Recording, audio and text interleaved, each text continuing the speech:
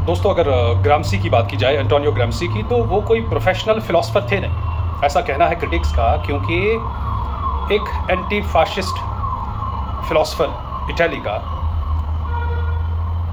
वो इंटेलेक्चुअल्स पे बात करते हैं, और जब बात करते हैं तो उनके नज़रिए के मुताबिक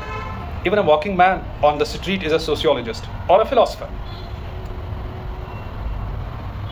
वो आम लोगों की बात करते हैं। दरअसल एक सबाल्टर्न क्लास को ग्रामशी रिप्रेजेंट करता है, और उनका जो बेट ऑफ माइंड था वो आम लोगों की तरह ही था, पर्टिकुलरली वर्किंग क्लास की अगर बात की जाए। उनका मानना है कि सभी लोग इंटेलेक्चुअल्स होते हैं, और क्योंकि इंटेलेक्चुअल फैकल्टीज़ जो वो पोटेंशियल होता है वो सबके पास होता है, जैसे रैशनल थिंकिंग है, डिडक्शन है, लेकिन ये ज़रूरी नहीं कि समाज के सारे लोग फंक्शन करें इंटेलेक्चुअल्स की तरह, अपने आप को ढाल दें इंटेलेक्चुअल्स की तरह, जबकि कैपेसिटी एक इंटेलेक्चुअल होने की सब में होती है, इवन आम लोगों में। वो ये भी कहते हैं कि ये जो इंटेलेक्चुअलिज्म है ये अपने मफाद के लिए नहीं होना चाहिए, बल्कि समाज की जो कुल ज़रूरियात हैं, कलेक्टिव जो नीड्स हैं, और समाज को जो तब्दील करने की जो ज़रूरत है, उसके लिए क्लास स्ट्रगल बहुत ज़रूरी है। और इंटेलेक्चुअल्स भी इन स्ट्रगल्स में इन्वॉल्व होते हैं, और इन्वॉल्व होना चाहिए, क्योंकि ये बुनियादी तौर पर कल्चरल, आइडियोलॉजिकल, पॉलिटिकल अफेयर्स में ये स्ट्रगल्स होती हैं। जैसे मैंने कहा, वो इंटेलेक्चुअल्स को दो तबकात में, दो क्लासेस में डिवाइड करते हैं। उनकी नज़र में जो ह्यूमन हिस्ट्री का जो पीरियड है, इसमें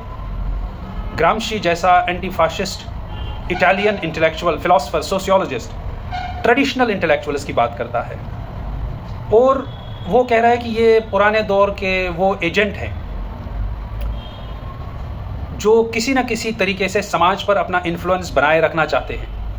अपना कंट्रोल बनाए रखना चाहते हैं अपनी जान पहचान नेटवर्किंग के थ्रू।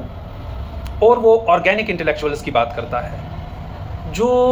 एक नेचुरल यील्ड होते हैं कलेक्टिव एक्सपीरियंसेस का अपने ही क्लास के अंदर।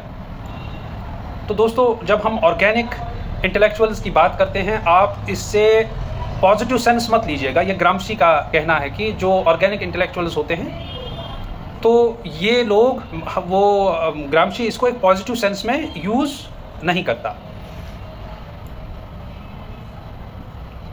ऑर्गेनिक इंटेलेक्चुअल, ग्रामशी कहता है कि अक्सर गलत समझा जाता है, मिस इंटरप्रेट किया जाता है कि एक पॉजिटिव कैनोटेशन की ओर, जो कि ये नहीं है। इनफैक्ट कोई भी क्लास जहाँ पे भी डोमिनेटिंग है, जहाँ पे भी दबाव है, जहाँ पे भी असर रसूख जिसे हम कहेंगे,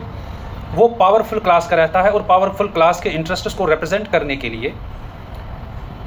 ऐसी कोई भी पावरफुल टीम, पावरफुल पार्टी अपने आप ही अपने अंदर के ऑर्गेनिक इंटेलेक्चुअल्स प्रोड्यूस करती है, जो उनके इंटरेस्ट को बाद में डिफेंड करते हैं अगेंस्ट द ओप्रेस्ड क्लास। और थियोरेटिकली अगर हम देखें तो हर एक ग्रुप जो इंटेलेक्चुअल्स का है, वो अपने एक सॉर्ट ऑफ मिशन पे होता है, एक कल्चरल हेजेमनी की डिग्री को अटेन करने के लिए, जिसे हम कंसेंट, जो कॉन्सेप्ट है ग्रामशी का, कि कंसेंट जो है वो एक प्रीडोमिनेंस से ही तो मैन्युफैक्चर किया जाता है, और एक स्पेसिफिक क्लास जब कमांड करता है डोमिनेंट इंटेलेक्चुअल और मॉरल लीडरशिप को सोसाइटी के अंदर, उसमें बाद में खुद ही शेप अप हो जाता है पॉलिटिकल, इकोनॉमिक, कल्चरल हेजेमनी, जो नेचुरली लीड करता है पॉपुलर कंसेंट। और दोस्तों, कंसेंट का मतलब यहाँ पे ये कि जिन पे रूल किया जाए, जिन पे डोमिनेंस क्रिएट की जाए, वो उसे किस तरीके से तस्लीम करते हैं। और बाद में ये कंसेंट ही अपने आप में कॉमन सेंस में कन्वर्ट हो जाता है, क्योंकि पॉपुलर एटीट्यूड जो over a period of time और प्रोलॉन्ग्ड ज़्यादा वक्त तक जब ये ही पॉपुलर एटीट्यूड बन जाता है, I mean the manufactured consent, बाद में वो जो कहें वही ट्रूथ, वो जो कहें, वो जिसको फॉल्स कहें वही फॉल्स, और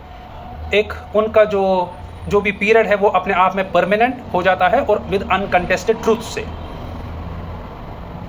Italian philosopher, as I said, Antonio Gramsci masses का फिलोसफर था, रिप्रेजेंट किया थ्रू आउट। उन्होंने अपने प्रिजन नोटबुक्स को देखिए, उनकी किसी भी किताब को उठाकर देखिए, प्रिजन नोटबुक्स के भी अपने कितने सारे पार्ट हैं, वो सबाल्टर्न की बात करते हैं। हम उसको गुड, बैड, बेटर, बेस्ट में क्लासिफाई नहीं कर सकते, क्योंकि एक प्रिडिक्टेबल आउटकम की बात ही नहीं की उन्होंने कभी। और अगर हम हेजमोनिक कल्चरल फोर्सेस की बात करें, फोकलोर की बात करें, सुपरस्टिशंस की बात करें, या इस तरीके की चीज़ों की बात करें, तो इनका अपना एक डोमिनेंस होता है किसी भी समाज पर,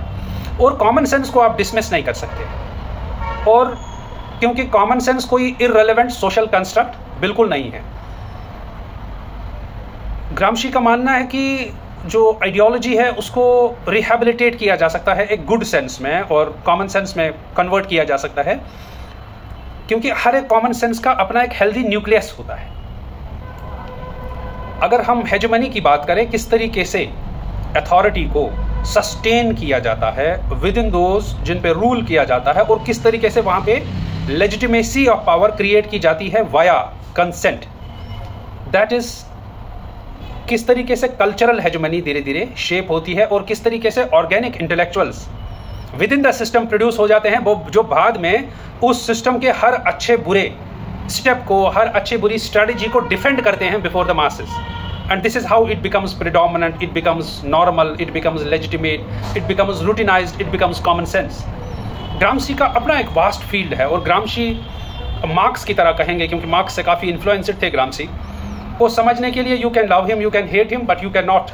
अंडर एस्टिमेट और you can not ignore Gramsci in contemporary times,